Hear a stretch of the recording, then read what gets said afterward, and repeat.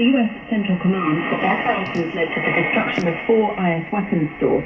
President Trump ordered large-scale strikes after an ambush by suspected IS militants killed 3 Americans.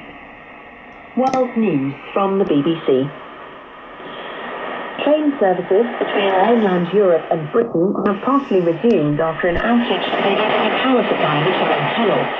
The disruption comes during a particularly busy boxing champion. Anthony Joshua is continuing to recover in hospital in Nigeria after a car crash on Monday, which killed 2 members of his team.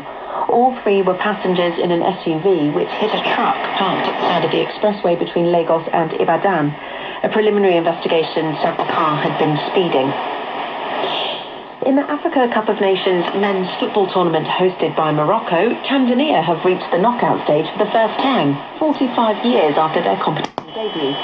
They managed a 1-1 draw against Tunisia, earning enough points to reach the final 16. Tunisia also go through, finishing second in their group. Tatiana Schlossberg, the granddaughter of the former US President John F. Kennedy, has died aged 35. Ms. Schlossberg announced in an essay last November that she had terminal cancer. She also criticized her cousin, Robert F. Kennedy Jr., the US Health Secretary, for being a vaccine skeptic and for cutting funding for cancer research. She was a climate and environment journalist. And that's the latest BBC News.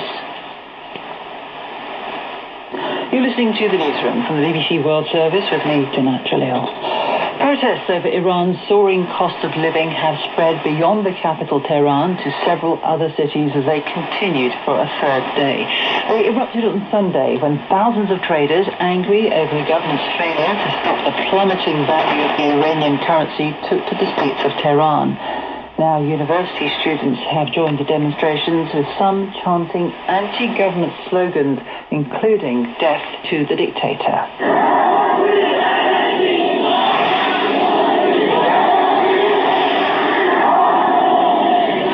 Video posted on social media shows riot police clashing with protesters and trying to use tear gas to disperse them.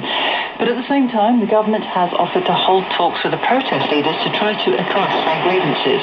Here's the Iranian government spokesperson, Fatema Mohajirani. The government will listen patiently, even if there are harsh voices, because we believe that our people are patient enough, and when their voices are raised, the pressure that is